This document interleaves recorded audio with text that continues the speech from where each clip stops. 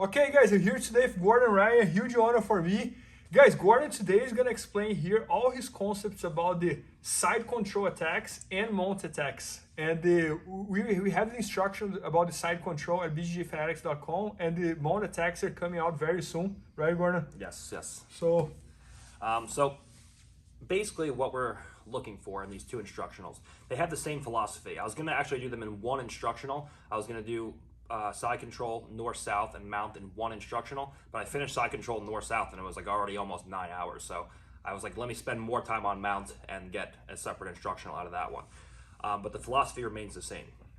If you look at high-level people attacking from top pins, specifically in no-gi, when there's no jackets to work with, what you see is generally an opportunistic approach, where when the top guy is either side control, north-south, or mount, he's generally up on points, which means the onus is on the bottom person to try to escape so he can recover those points and win the match.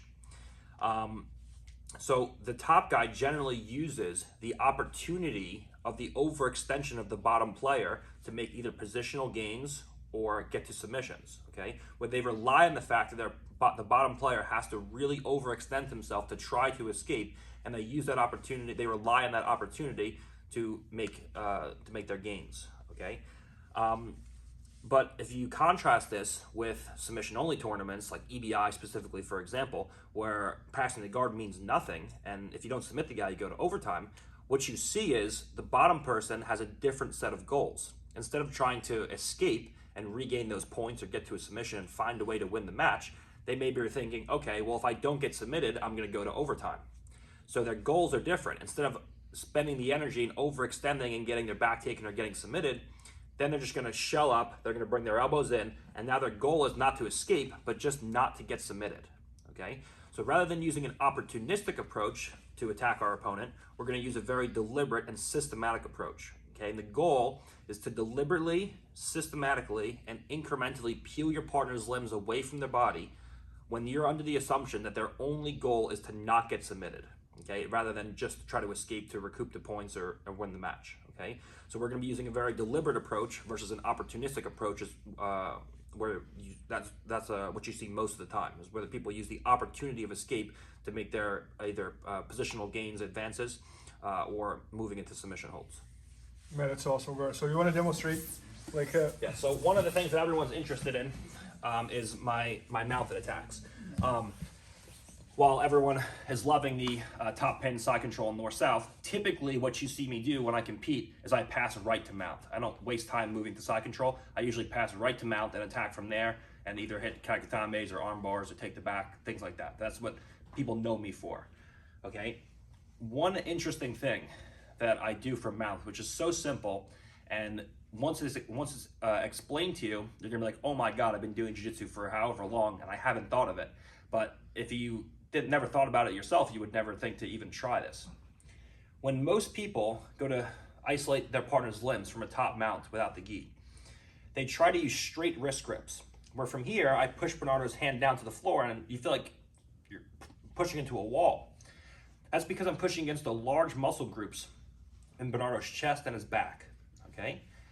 If I use a cross grip method instead, where I take my palm pointing up towards the ceiling, and I take a cross grip here, now when I go to push Bernardo's hands out to the side, I'm fighting against his rotator cuff, which is incredibly weak compared to the large muscle groups in his chest and his back.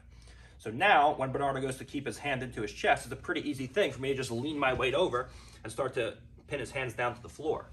And the beauty of this is that I can go in either direction. So I can use double cross, like so. So if I go to one side and Bernardo tries to bridge to bring his hand back, he bridge to the other side. He overcommits, and now I can pin his hand to the floor, okay? Because in order for Bernardo to bring this hand back to center, he has to bridge in the opposite direction, and now he overcommits to one side. And you find it so tiring from bottom position to just keep pulling your hands back into place. And once I do get a hand pinned, now it's a pretty easy thing to start your series of dilemmas, where from here I can come through and start to control my partner's hand. Now your partner has two choices. Number one, if he doesn't do anything, he always will surrender an underhook, and now he can elevate his arm over his head. If, on the other hand, he tries to strip my grips and bring his hand across and tries to deal with taking my hands off, Now he brings the elbow across the center line, and he creates the dilemma of the underhook coming up or the elbow coming across, where now I have back exposure. So I play a dilemma game with pinning and passing, where I pin a hand down to the floor, and if there's no reaction, I elevate it over the head. If he goes to address those grips before I can look to elevate it, he passes the elbow across the center line. Now I can strip it, and now I can go into all of my favorite back-headed arm, seated-headed arm, and back attacks from here, okay? So just a little snippet there of something that's so simple, but you would never really think about it unless it was explained to you.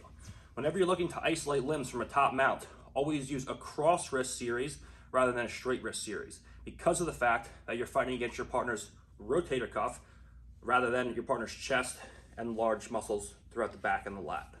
Oh, Gordon, man, that's amazing. I have never seen anybody doing that. And as you said, it's like super, super simple. How did you figure that out? Like, I was training at Henzo's. I was a brown belt, actually.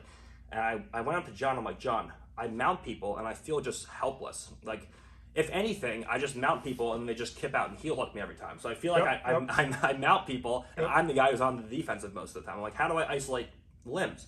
And he goes, just use a cross strip method and it's much easier. And then he explained to me what I just explained to you guys, and I was like, oh my God, I've been doing jiu-jitsu for 4.5 years and I never thought of that. No, man, that's crazy. And as you just said, like, even like no gi, for example, I'm always concerned about mount because the heel hooks and this and that, and that's probably like the place you're tapping the most opponents nowadays. Like, you always get the mount, and you either get armbar or you get the or you go to the back.